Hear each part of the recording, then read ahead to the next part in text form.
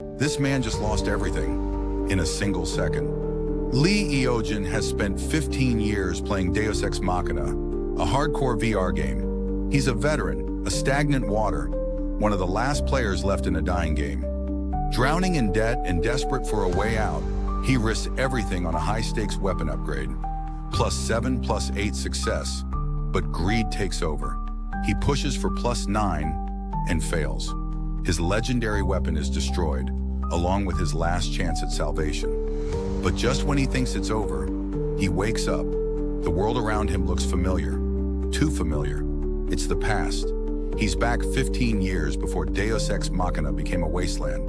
With all his veteran knowledge intact, Lee Eojin has a second chance. This time, he's not just playing the game, he's rewriting its history. Can he rise from the ashes and become the ultimate pro? This is the Worn and Torn Newbie. Let's kick things off with the Worn and Torn Newbie.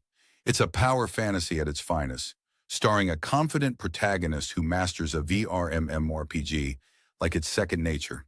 While the plot's not exactly groundbreaking, the pacing and action are on point. If you love VRMMORPG-based manhwa, this one's a must-read. A battlefield drenched in blood, his comrades gone, his body broken, and before him, the monster that ended it all. Gorntail, the king of dragons. Elpaum grips his sword, his breath ragged. His allies, Phil, Alexis, everyone, sacrifice themselves. And now, it's his turn. But he refuses to accept this ending. A deafening roar shakes the earth. Flames surge forward. And then, darkness. The dragon's breath engulfs him whole. This is the end, or so he thought.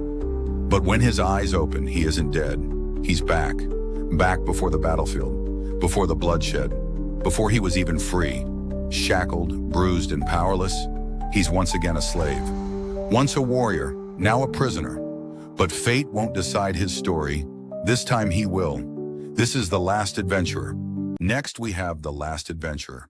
Elpam, a regressor with a tragic past, aims to rewrite his fate in a world filled with terrifying monsters and a detailed ranking system. The emotional depth of the main character combined with the vibrant world makes this one a high fantasy gem.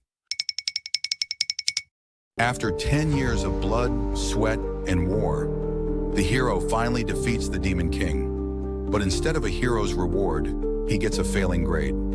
Kang Han-soo was summoned to save this world, but being a good hero, he didn't care. Efficient, ruthless, unstoppable. He carved a path to victory without mercy. But the gods aren't impressed. His reckless, destructive path is unacceptable. And so instead of going home, he's forced to start over from the very beginning.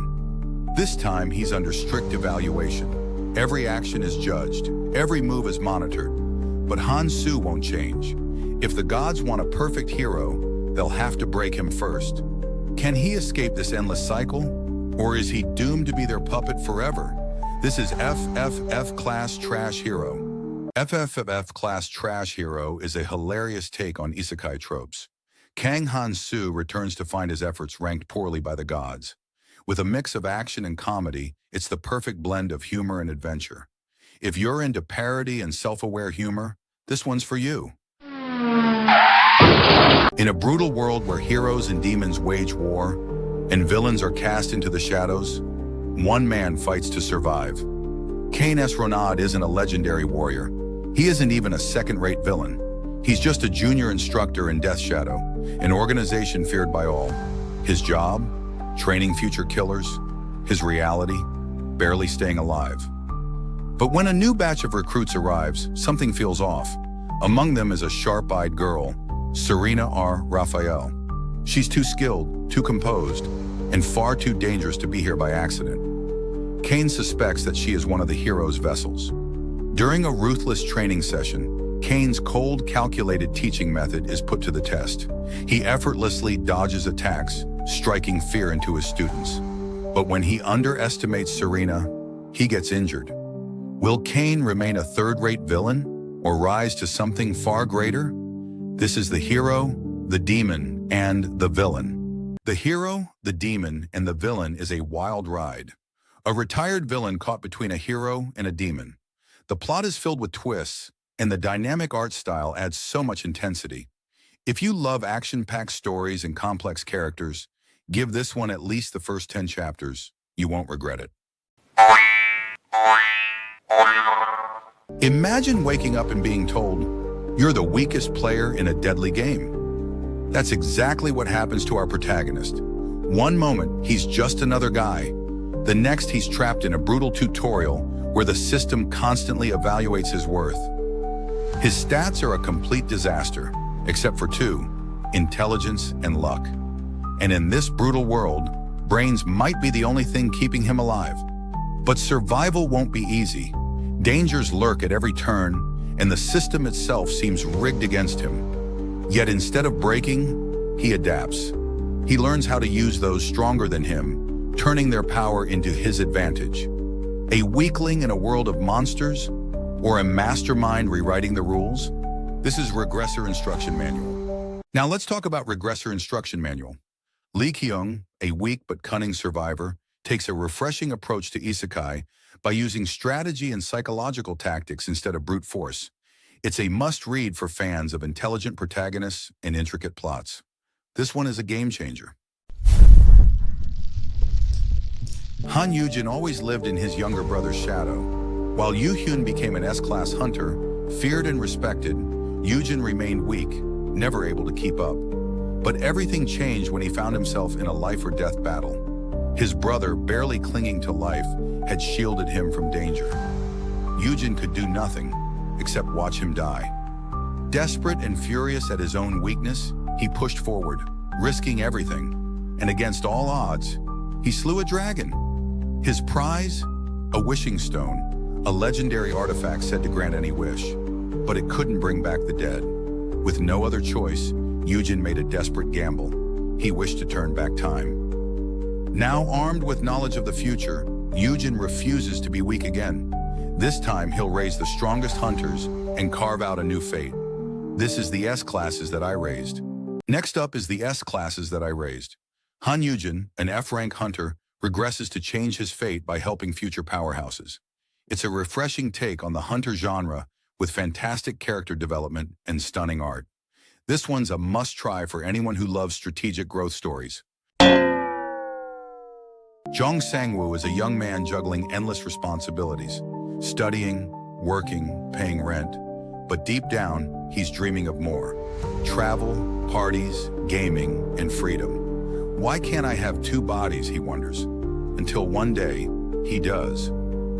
Dragged into the government-run Portal Awakening program, Sang-woo's life takes a sharp turn. Here, ordinary people awaken special abilities by being exposed to mana. Sang-woo nervously steps up, and when the system scans him, it grants him a skill called cloning. Sounds amazing, right? Not quite. His stats are laughably low. Strength, agility, almost zero. And his ability? It's mocked by others. They think it's useless because clones are just illusions. But Sang-woo learns his clones are more than that. They're real, connected to him, and can share his burden. With one clone and the potential to summon more, Sang-woo begins exploring his powers. From doubling his efforts to testing the limits of his skill, he starts realizing he might not be so weak after all. This is only the beginning. Can a man with nothing but a useless skill climb the ranks of a dangerous, mana-filled world? This is auto-hunting with clones. Finally, auto-hunting with my clones offers a unique twist. Sang-woo, a university student, gains the power to create clones for monster hunting. It's fast-paced, action-packed, and a refreshing take on combat. While the world-building and side characters could use a bit more depth, it's still a solid pick for anyone who loves intense, strategic battles. And that's a wrap. 7 epic manhwa that'll keep you hooked for hours. Whether you're into power fantasies, emotional adventures, or satirical takes on the isekai genre, these stories will not disappoint.